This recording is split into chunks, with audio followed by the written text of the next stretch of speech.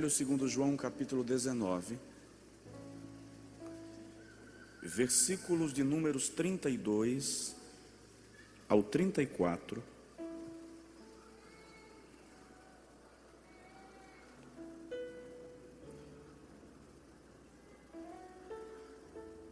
Foram, pois, os soldados,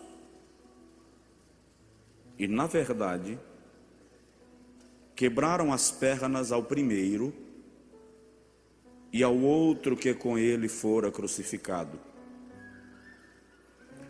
Mas vindo a Jesus e vendo-o já morto, não lhe quebraram as pernas.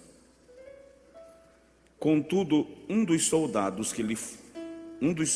lhe furou o lado com uma lança e logo saiu sangue e água. Quantos podem dizer amém? Amém. Coloque assim a mão no peito e diga assim: Senhor, eu não posso explicar, mas eu sei que Tu me amas e eu quero Te pedir, fala comigo, no nome de Jesus, amém. E diga assim comigo: deixou o esplendor,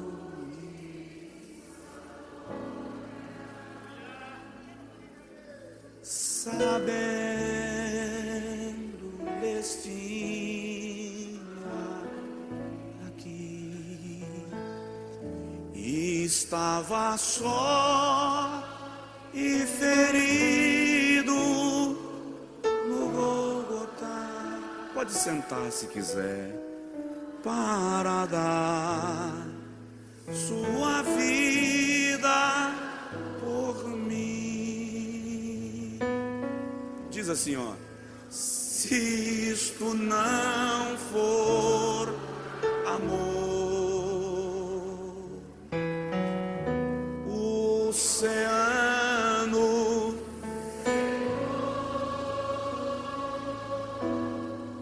não há estrelas no céu, as andorinhas não voam mais, se isto não for amor, o céu não é.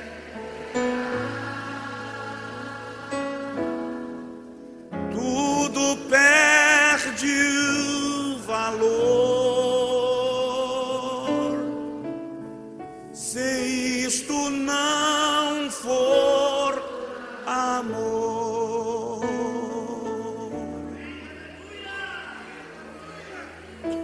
A celebração da Páscoa faz alusão histórica e profética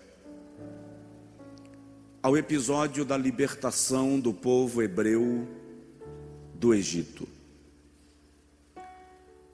Quando Faraó, por sua dureza de coração, não quis deixar que o povo de Israel fosse liberado, segundo a ordem de Deus Jeová, e o Senhor ordena a Moisés que oriente as famílias dos hebreus que matem um cordeiro por família. Diga comigo: um cordeiro. Diga para o seu irmão: não um coelho, um cordeiro. Um cordeiro por família. E se a família fosse pequena, unir-se-iria a outra família pequena, e ambos comeriam da carne do cordeiro assada, embebida em ervas amargas, e o sangue do cordeiro seria aplicado nos umbrais da porta dos hebreus, porque à meia-noite o anjo da morte iria passar e haveria mortandade geral no Egito. O primogênito de cada casa e de cada família morreria, mas onde houvesse a marca do sangue, haveria proteção. Daí vem a palavra Páscoa, que literalmente significa passar além da marca, saltar a marca. Aquele ato, segundo a Bíblia Sagrada, já prefigurava o Cordeiro de Deus, que seria enviado por nós para derramar o seu sangue e por este derramamento de sangue nos salvar do destruidor e da morte eterna. Quando Jesus está passando à frente de João Batista, ou na frente de João Batista, e João o vê, ele diz: eis aí o Cordeiro de Deus que tira o pecado do mundo. João reconhece em Jesus o Cordeiro que seria sacrificado para que a nossa vida fosse salva. Por isso a Páscoa, eu disse há pouco, fala da morte e da ressurreição de Jesus. Devo dizer que a cruz do Calvário é o ponto central da vida e do ministério do Senhor Jesus. Um estudioso da Bíblia relatou que se a Bíblia descrevesse os 3 anos do ministério de Jesus com o detalhismo que descreve o Calvário, nós teríamos que acrescentar 8.400 páginas à Bíblia Sagrada. Sem sombra de dúvida, a ênfase que se dá à crucificação é devido à importância da obra que Jesus realizou na cruz do Calvário por nós e para nós. Repito, a cruz do Calvário é o ponto central e o momento mais elevado da vida e do ministério do Senhor Jesus. Os seus mais diversos milagres, desde a transformação de água em vinho, até os mortos que ele ressuscitou, não fosse o Calvário, teriam desaparecido na história. O tempo teria apagado a referência. A razão pela qual nós lembramos, mencionamos e cremos nesses milagres, a razão pela qual Jesus não é canonizado, ele é santo. A razão pela qual Jesus não é apenas venerado, ele é adorado. A razão pela qual Jesus não é apenas um profeta, ele é Deus. É que ele morreu na cruz do Calvário e ressuscitou ao 3º dia e está sentado à destra de Deus, onde intercede pelos seus santos.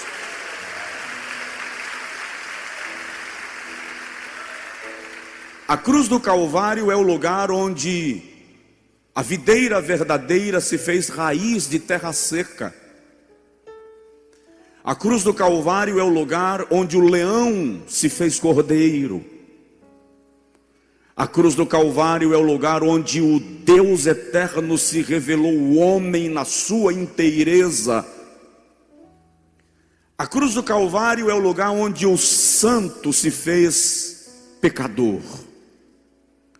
A cruz do Calvário é o lugar onde o rei se fez réu, onde o inocente se fez culpado, para por meio da sua morte dar vida àqueles que estavam mortos para sempre.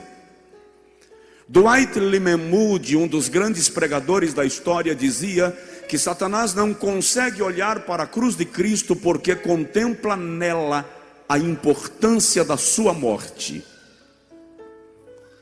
Eu já mencionei uma certa feita em algum texto que Satanás, quando olha para a cruz de Cristo, enxerga nela a sua própria derrota e a vitória daqueles que creem no nome do Senhor ressurreto. Não podemos ou não devemos pensar na cruz de Cristo apenas do ponto de vista dramático. Não podemos pensar na cruz de Cristo apenas do ponto de vista do cinema e do teatro, porque a crucificação foi real. E a crucificação é a maior prova, a mais gritante prova do amor de Deus para conosco. Eu quero compartilhar contigo muito rapidamente algumas coisas que a morte de Cristo provocou e promoveu para a nossa vida. Se Ele não tivesse morrido, estes fatos não aconteceriam. Nós não podemos pensar no Cristo da cruz apenas como um quadro na entrada da nossa casa. Nós não podemos pensar no Cristo da cruz apenas como a joia da nossa corrente pendurada no pescoço. Nós não podemos pensar no Cristo da cruz do ponto de vista de como Ele é apresentado, exemplificado e tipificado no Rio de Janeiro, de braços abertos, imóvel e a cada X anos precisando de uma reforma. Nós temos que pensar no Cristo da cruz como aquele que nasceu de uma virgem, viveu sem pecar, morreu pelos pecados que não cometeu, ressurgiu com poder e glória, assentou-se à destra do Todo-Poderoso, Criador dos céus e da terra, reina e intercede pela sua igreja e por aqueles que creem no seu nome. Agora nós temos que entender que a sua morte, repito, promoveu alguns acontecimentos para a nossa vida que não podemos ignorar. Primeiro, a morte de Jesus trouxe a revelação dos nossos pecados. A morte de Jesus, ou a crucificação, é o lugar onde o nosso pecado é confrontado, onde a nossa natureza pecaminosa é revelada. A cruz do Calvário é o lugar onde se confirma que todo homem se fez pecador. Romanos 3:23 diz que todos pecaram e destituídos estão da glória de Deus. Romanos 5:12, Paulo diz que por um homem entrou o pecado no mundo e pelo pecado a morte, e assim a morte passou a todos os homens. Em Romanos 11:23, Paulo diz que todos pecaram e assim todos foram encerrados debaixo da desobediência.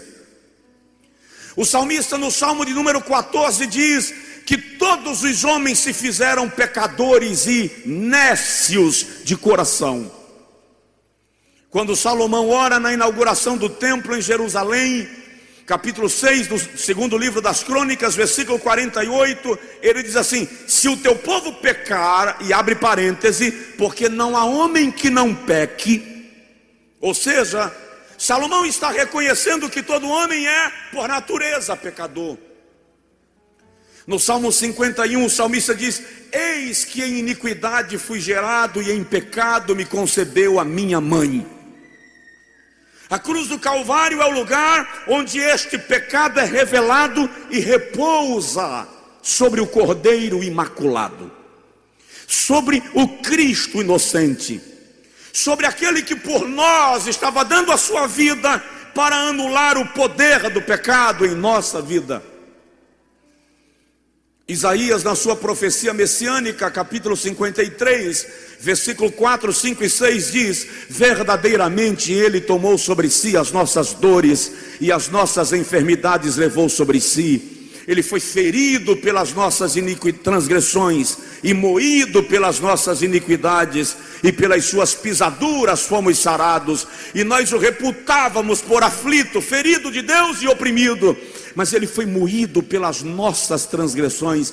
E eu amo o versículo 11, quando Isaías diz: ele verá o fruto do seu sacrifício e ficará satisfeito. Quando Isaías diz: ele verá o fruto do seu sacrifício, Isaías está dizendo que Jesus, exatamente agora, domingo 16 de abril de 2017, assentado no trono da glória, está olhando para a igreja reunida, e Ele está dizendo: olha lá, Pai, valeu a pena o meu sacrifício. Eis ali o resultado da minha morte na cruz do Calvário. Aleluia. Então, primeiro, a morte de Cristo traz a revelação dos nossos pecados. Nós somos, por natureza, pecadores, mas Ele deu a sua vida por nós. Eu acho interessante que às vezes nós somos tentados a pensar que Jesus foi à cruz por falta de opção. Às vezes nós somos tentados a pensar que o Pai colocou as mãos nas costas de Jesus e disse: você tem que ir. Se você não for, você perde o status de rei. Não. Pedro diz em Atos capítulo 2, versículo 25, que Jesus foi entregue por conselho e presciência, ou pré-conhecimento, conhecimento antecipado de Deus. Em Apocalipse capítulo 13, versículo 8, a Bíblia diz que Ele é cordeiro morto antes da fundação do mundo. Então Jesus não nasceu e cresceu sem saber o que lhe ocorreria. Ele sabia exatamente para que veio e estava disposto a cumprir o seu propósito, por uma única razão: eu e você, sem Ele, estaríamos perdidos. Segundo lugar, a morte de Jesus revela o amor de Deus. Dá uma provocada no seu vizinho e diz para ele: Deus ama você. A morte de Jesus revela o amor de Deus. De vez em quando, em nossa imbecilidade vaidosa, a gente diz assim: eu quero uma prova de que Deus me ama. Olha para a cruz. Não há maior prova de amor do que o Calvário. O poeta escreveu, eu vou contextualizar, e disse que se as águas do mar fossem tinta e o azul celeste fosse papel, se todas as árvores fossem penas ou canetas, e todos os homens fossem poetas, nem mesmo assim seria possível expressar o grande amor de Deus. Num dos versículos mais conhecidos da Bíblia, Jesus diz: porque Deus amou o mundo de tal maneira que deu o seu Filho unigênito, para que todo aquele que nele crer não pereça, mas tenha a vida eterna. Paulo diz aos Romanos, no capítulo 5, versículo 8, que Deus prova o seu amor para conosco, sendo que Cristo morreu por nós, quando nós ainda éramos pecadores. Na primeira epístola de João, capítulo 5, versículo de número 12, 13 e 19, João diz que nisto conhecemos o amor do Pai, em que Ele deu o seu Filho por nós. Aí João diz no versículo 19: e nós o amamos porque Ele nos amou antes de nós o amarmos. Ele nos amou primeiro. Deus ama você, e a cruz do Calvário é a revelação desse amor. Presta atenção, a filosofia não entende isso, porque não comporta na filosofia. A religião não entende isso, porque não comporta na religião. A mentalidade humanista não entende isso, porque não comporta na compreensão de amor do homem. Mas Deus nos ama com amor tão pleno, que o amor de Deus é tão maior que você, que a Bíblia Sagrada vai revelar que o seu amor é que encobre a nossa multidão de pecados. Nada pode colocar em questão o amor de Deus pela minha vida e pela tua vida. Deus ama você. Se tivesse tempo e fôssemos dar exemplos de expressão de amor, iríamos falar da parábola da ovelha perdida, quando ele deixa 99 no aprisco e vai buscar uma por amor. Poderíamos falar da parábola da dracma perdida, quando uma mulher acende as lamparinas da casa para procurar uma dracma. Poderíamos falar do filho pródigo, que afronta e humilha o pai, e ao voltar é recebido com amor. Se fôssemos falar desta prova de amor, eu iria falar para você olhar no teu espelho e perceber que a única explicação para estarmos vivos é a afeição de Deus, é a compaixão de Deus, é o zelo de Deus, é o carinho de Deus, é a proteção de Deus, é a aliança de Deus e a sua misericórdia conosco.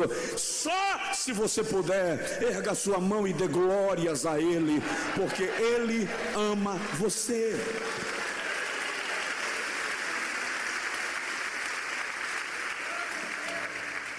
Em terceiro lugar, a morte de Jesus revela o nosso resgate.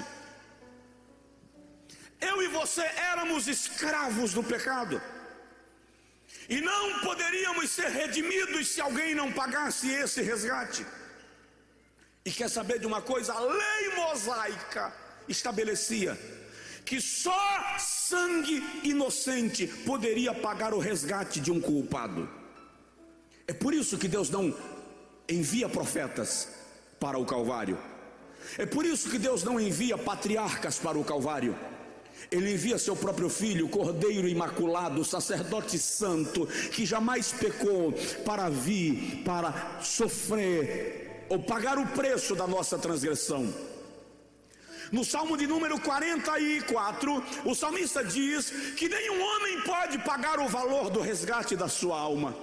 E ele diz: por mais rico que seja, ainda que venda todos os seus bens, empobrecerá, viverá na miséria e não pagará o valor da sua alma.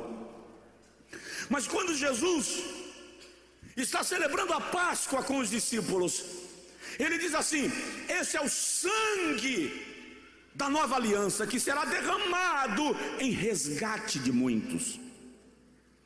Na primeira epístola de Pedro, capítulo de número 1, versículo de número 18 e 19, Pedro diz assim: sabendo que não foi com ouro ou prata, ou coisas corruptíveis semelhantes a estas, que fostes resgatados da vossa vã maneira de viver, a qual por tradição recebeste dos vossos pais, mas com o sangue de Jesus, como o sangue de um cordeiro imaculado e sem ruga. Dá uma sacudidela no seu vizinho e diz para ele: o preço foi pago, a dívida foi quitada. O preço foi pago, a dívida foi quitada. Você não é escravo do pecado, você foi resgatado, você foi redimido. Satanás não é seu dono, ele não pode chantagear você, porque alguém já pagou o preço por você.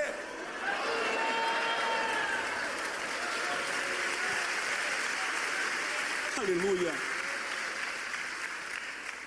Então, na cruz de Cristo, no Calvário de Cristo, na crucificação, está revelado o nosso resgate. Alguém pagou um preço. Lembro-me agora de um fazendeiro cristão norte-americano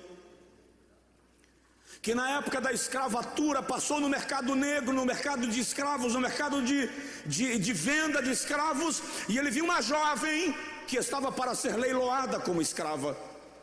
E aquele fazendeiro correu em casa e pegou a sua bolsa de moedas de ouro e voltou correndo para o mercado de escravos, e a moça estava sendo leiloada.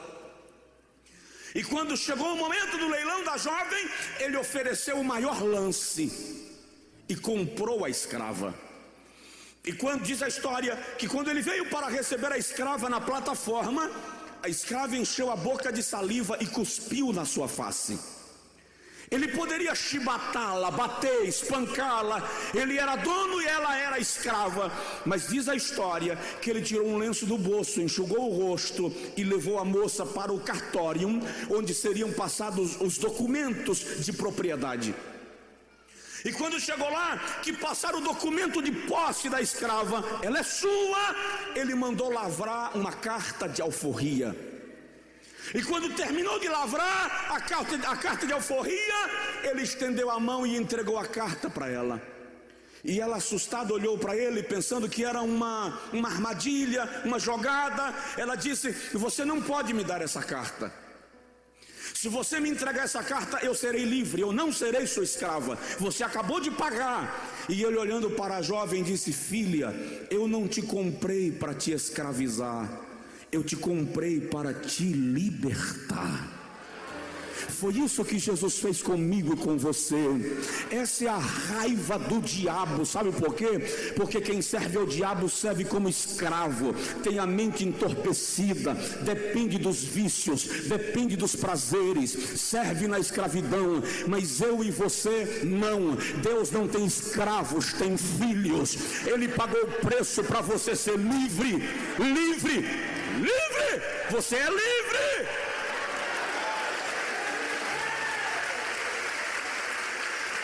Aleluia! Conheço gente que quis deixar de adorar os demônios. Conheço gente que quis deixar de oferecer oferendas aos demônios. E o demônio disse: vou matar você, vou matar seu pai, vou matar seu filho. Porque o diabo tem que manter escravos. Deus não. Se você disser para ele não te quero, ele te respeita. Se você disser para ele não te amo, ele te respeita. Se você disser não vou à igreja, ele te respeita. E se você disser quero te amar, ele diz eu também te amo. Se você disser eu te quero, Senhor, ele diz eu também te quero. E se você disser para ele não te quero mais e foi embora, e o diabo te escravizar, lá na tua escravidão você clama, e ele desce ao teu encontro e te tira da masmorra e te livra. Aleluia! Porque tem um preço pago, tem um resgate pago, tem uma conta que foi paga. Queria falar com mais detalhes de cada item desse, mas cada item desse dá uma pregação. Então, na cruz de Cristo está revelado o nosso resgate. Em primeiro lugar, a crucificação revela os nossos pecados.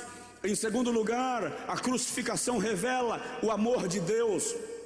Em terceiro lugar, a crucificação revela o nosso resgate. Em quarto lugar, a crucificação revela a nossa libertação. Porque ele morreu, nós somos livres. O cordeiro morto no Egito era a garantia de que haveria libertação da escravidão. O cordeiro morto no Calvário é a garantia de que podemos ser livres. Lembro agora de Jesus chegando na sinagoga em Nazaré, e entregam para ele o livro o rolo do profeta Isaías para que ele leia. Isso está registrado em Lucas capítulo 4, versículo 18. E ele abre o rolo do profeta Isaías naquilo que para nós é o capítulo 61. E ele começa dizendo assim, eu amo esse versículo, esse negócio é extraordinário: o Espírito do Senhor Jeová está sobre mim, porque ele me ungiu para pregar boas novas aos mansos, enviou-me a restaurar os contritos de coração, a declarar a abertura de prisão aos presos, a anunciar o ano do Senhor, aceitável do Senhor, e a salvação do nosso Deus. Quando Pedro está pregando na casa de Cornélio, Atos capítulo 10, versículo 38, Pedro diz assim: Deus ungiu a Jesus de Nazaré com o Espírito Santo e com poder, o qual andou por toda a parte fazendo o bem e libertando a todos os oprimidos do diabo, porque Deus era com ele. Ou seja, na morte de Jesus está a nossa libertação. João 8,32, quase todo mundo sabe de cor. E conhecereis a verdade, e a verdade vos libertará. João 8,36, se pois o Filho vos libertar, verdadeiramente sereis livres. Aleluia. Gálatas capítulo 5, versículo 1, para a liberdade Cristo vos libertou. Permanecei firmes e não retorneis ao jugo da escravidão. Olha que lindo, Romanos 6,14. Pois o pecado não tem mais domínio sobre vós, porquanto não estáis mais debaixo da lei, mas debaixo da graça. Dá uma provocada do irmão do seu lado e diz para ele: Jesus me libertou. Jesus me libertou. Eu não estou ouvindo o grito de um povo que está liberto. Jesus me libertou. Na cruz do Calvário está a nossa libertação. Aleluia. A sua morte nos livra.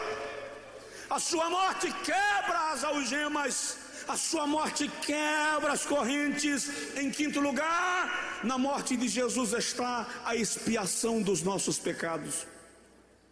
O que é expiação? Uma vez por ano, no mês de Tisri, que corresponde ao nosso mês de outubro, o sacerdote convocava toda a nação para o dia da expiação nacional. Toda a nação se reunia em Jerusalém para a confissão de pecados, sacrifício e perdão. E vinham ou eram trazidos, Levítico capítulo de número 27, eram trazidos 2 cordeiros para serem apresentados no altar. O primeiro cordeiro era morto, e o sacerdote pegava o sangue daquele cordeiro, espargia sobre si, espargia sobre os sacerdotes, sobre os levitas, sobre o altar, sobre o santuário, santificando o santuário, os levitas e os sacerdotes. O segundo cordeiro, o sumo sacerdote colocava a mão sobre a cabeça do cordeiro, confessava o pecado do povo, e aquele cordeiro era solto no deserto para trilhar, peregrinar no deserto. Simbolicamente, aquele cordeiro levava o sacrifício do povo para o deserto, morria no deserto. É por isso que Hebreus capítulo 13, versículo 12 diz que Jesus, para santificar o seu povo com o seu próprio sangue, padeceu fora da porta ou fora da cidade, ou seja, ele sai peregrinando, levando sobre si os nossos pecados. Ele faz expiação pelos nossos pecados. Significa dizer que ele se apresenta em nosso lugar, ele recebe sobre si a nossa transgressão. A cruz do Calvário é mais do que a tortura de um império cruel a um inocente condenado. A cruz do Calvário é o lugar onde o meu pecado e o teu pecado foi depositado em Jesus. Toda a nossa transgressão foi colocada nele. Quando Deus, o Pai, olha do céu para o Calvário, não vê mais o seu filho inocente, vê os nossos pecados repousando sobre ele. É por isso que o Pai vira as costas, é por isso que o Pai lhe deixa só, e é por isso que ele diz: Deus meu, por que me desamparastes? Porque o nosso pecado estava sobre ele. Mas olha o que a Bíblia diz: pois que por um momento te deixei, mas outra vez com misericórdia te trouxe de volta, te atraí. Então a cruz do Calvário é o lugar onde Jesus recebe os nossos pecados. Presta atenção numa coisa: não deixe o diabo lhe escravizar com acusações, não deixe o diabo lhe escravizar com mensagens ruins. Quando Satanás ficar passando na tua cara teu pecado, manda ele ser besta no inferno, porque para ele não tem jeito, mas para você tem. Ele foi criado perfeito e está condenado à eternidade distante de Deus. Eu e você, criados imperfeitos, mas alvos de uma misericórdia extraordinária que nos dá esperança de vida eterna. Só quem entende esse negócio dá glória a Deus e celebra o nome de Jesus.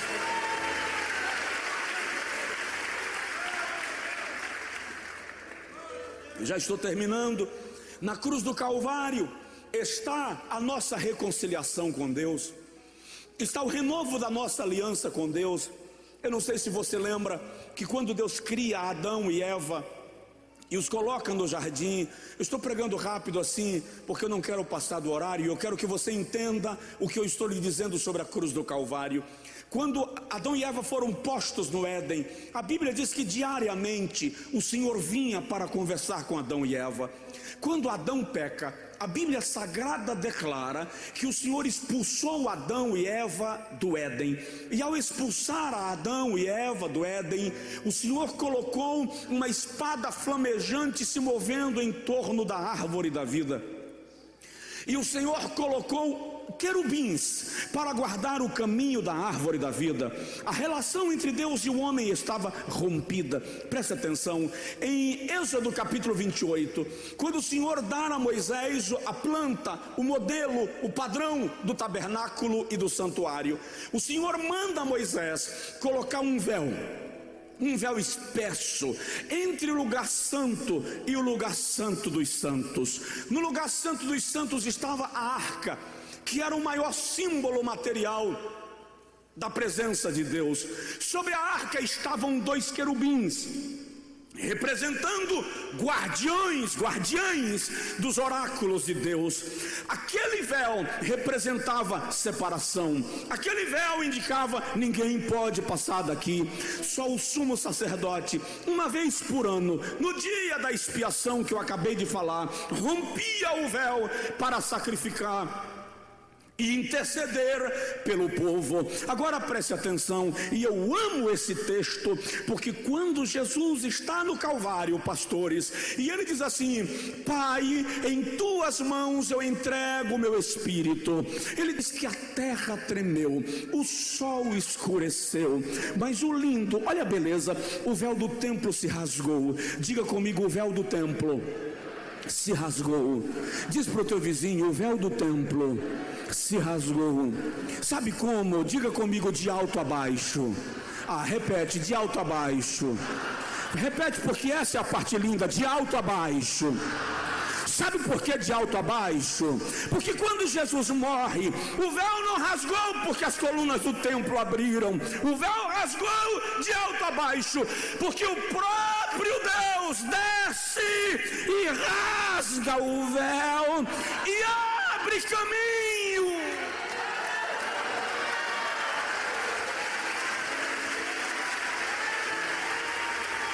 Aleluia! Sabe o que significa isso? O próprio Deus está dizendo: a parede da separação está derribada, a inimizade está rompida, a aliança está refeita. É por isso que Paulo diz aos Coríntios, segunda carta, capítulo de número 2, versículos 18 a 20, Paulo diz que Deus estava em Cristo, 5, 18 a 20, Deus estava em Cristo, reconciliando consigo mesmo o mundo, não contabilizando aos homens as suas transgressões, mas estabelecendo a paz. Então, na cruz do Calvário está a nossa reconciliação com Deus. Na cruz do Calvário está a nossa renovação de aliança. Nós podemos ser amigos de Deus. Penúltimo lugar, na cruz do Calvário está a nossa salvação. O que significa salvar? Livrar, tirar para fora, dar livramento, tirar do buraco, conceder vitória, dar livramento. Efésios 2:8, pela graça sois salvos, pela graça sois salvos. Provoca o vizinho e diz para ele: pela graça sois salvos. Pela graça sois salvos. Você não entendeu? Pela graça sois salvos. Pela graça. Não pelas obras, não pela religião, não pelo esforço próprio. Pela graça sois salvos, por meio da fé. Isto não vem de vós, é dom de Deus. Aleluia. Na cruz do Calvário está a nossa salvação. Salvos por Ele, redimidos por Ele, resgatados por Ele. Paulo diz aos Romanos no capítulo 10, versículo 8: se com a tua boca confessares a Jesus como Senhor, e em teu coração creres que Ele ressuscitou dentre os mortos, serás salvo. As pessoas não conseguem entender isso. As pessoas dizem assim: como é que pode? Eu, um comedor de feijão, já ouvi muito isso aí nesse sertãozão. Eu, um comedor de feijão, salvo? Isso é invenção de vocês. Nunca se viu dizer isso. Deixa eu te explicar. Não é possível pela religião, não é possível pela bondade dos homens, não é possível a mentalidade humana entender isso, porque a mentalidade humana é possessiva e vingadora. Mas no coração de Deus, salvação é um plano eterno. O que é mais extraordinário é isso, é que salvação no plano de Deus é um projeto eterno. Eu acho isso lindo e extraordinário, porque veja só, antes de Deus criar o homem perfeito, Ele já estava planejando salvação para recuperar o homem que Ele criaria perfeito, iria se estragar, e Ele já tinha planejado a recuperação. É por isso que Paulo, escrevendo a Timóteo, capítulo de número 1, versículo 9, diz que o Senhor nos chamou com uma santa vocação desde os tempos eternos. Ou seja, antes, na eternidade, Deus não tinha nem criado a mim, a você, não tinha criado Adão, para ficar mais claro, e Ele já sabe que Adão vai pecar. Como é que Ele cria um camarada que Ele sabe que vai pecar? Como é que Deus não anula a possibilidade de Adão pecar? Porque Deus não quer pessoas manipuladas, intoxicadas, bêbadas e sem saber o que estão fazendo. Deus quer gente que o sirva como filho, não como escravo. Estou aqui porque quero, não porque Deus colocou uma espada no meu pescoço. E Ele te dá o direito de errar, Ele te dá o direito de pecar, mas diz assim: se você errar, eu já planejei recuperação, eu já planejei caminho de volta. Você não precisa ficar na sepultura, porque eu mesmo, Deus, desci ao charco de lodo para te tirar de lá e te dar direito de vida eterna e salvação.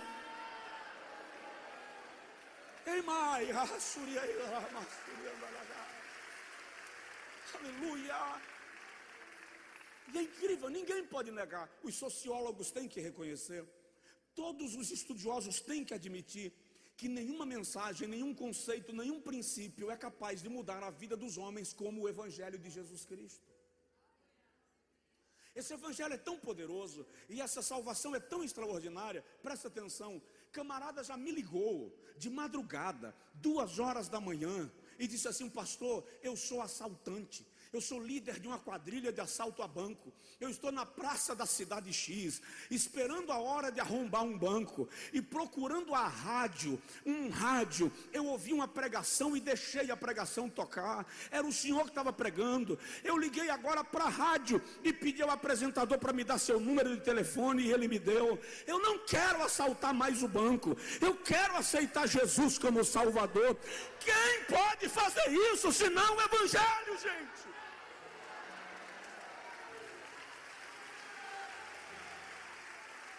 Só o Evangelho faz isto. Aleluia. Eu estava pregando numa cidade, e no meio o culto transmitido pelo rádio, no meio da pregação, o Senhor começou a me usar para expulsar, repreender espírito de morte. Antes da pregação terminar, eu já tinha concluído o apelo. Uma moça chegou em pé no púlpito da igreja, assanhada, descabelada, desmantelada. Ela disse: eu estava acompanhando o culto pela rádio, e eu estava em casa com o copo de veneno para cometer suicídio. Quando você começou a orar, Deus me deu vontade de vir para cá. Eu quero aceitar Jesus como Salvador. Salvação, Calvário, Cordeiro de Deus. O Cordeiro de Deus morreu para isso, para salvar você e para mudar a nossa vida pelo poder do Evangelho. Quem tem certeza de salvação em Cristo, levante assim a sua mão. Alguém vai dizer que povo pretensioso e besta. Não, não é pretensão nem bestajada. Isso é apenas a testificação do Espírito Santo em nossa alma, dizendo: Cristo Jesus morreu por nós. Cristo Jesus morreu por nós. E Ele anula o poder do pecado, e você pode ser salvo por Ele. E eu termino. Em último lugar, não é que esgotou, não. Em último lugar, o que eu quero e posso falar hoje à noite, mas teria muitas outras coisas para falar. Mas deixa eu te dizer, na cruz de Jesus, na morte de Jesus, está a nossa vitória sobre Satanás e seus demônios. Porque Jesus morreu, Satanás não pode fazer o que quer com você. Diz aí para o seu vizinho: porque Jesus morreu, Satanás não pode fazer o que quer com você. Aleluia. Olha o que diz Hebreus capítulo 2, versículo 14. O escritor da epístola aos Hebreus, no capítulo 2, versículo 14, diz assim: visto que, assim como os homens são sujeitos às coisas concernentes à carne e o sangue, também ele se sujeitou às mesmas coisas, para que por meio da morte derrotasse aquele que tinha o império da morte, isto é, o diabo. A cruz do Calvário não é o lugar onde Jesus desfalece. A cruz do Calvário é o lugar onde Jesus esmaga a cabeça da serpente. A cruz do Calvário é o lugar onde Jesus tira o poder de Satanás de fazer o que quer. A cruz do Calvário é o lugar onde Jesus diz assim: ô cabeça rachada, a partir de hoje, você não toca num servo meu, você não toca numa serva minha, porque aqueles que creem em mim estão debaixo do meu sangue, estão guardados pela minha proteção. A cruz é o lugar da sua vitória contra o poder das trevas. Sacode seu vizinho e diz para ele assim: Jesus venceu por você.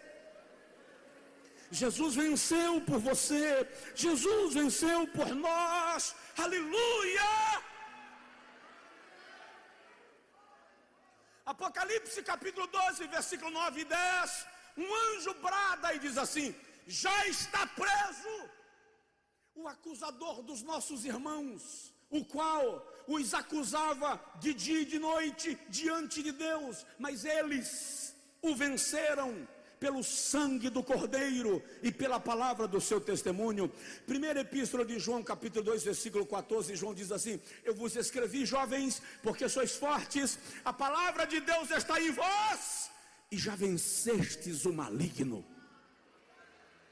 E eu vou dar mais uma referência, Romanos 16, 20, Paulo diz assim: em breve, diga comigo, em breve, diga para o seu vizinho, em breve, diz para você assim, em breve. Olha o que Paulo diz: em breve, o Deus de paz esmagará Satanás debaixo dos vossos pés. No dia...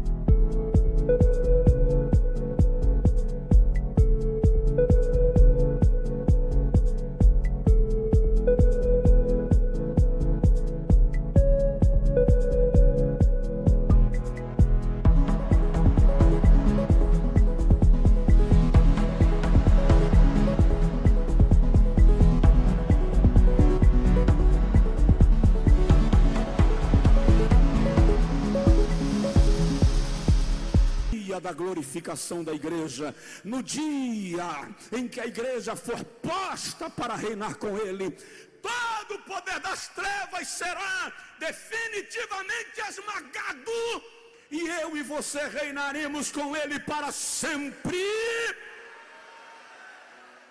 Por isso que ele morreu. Fica de pé quem puder, por favor.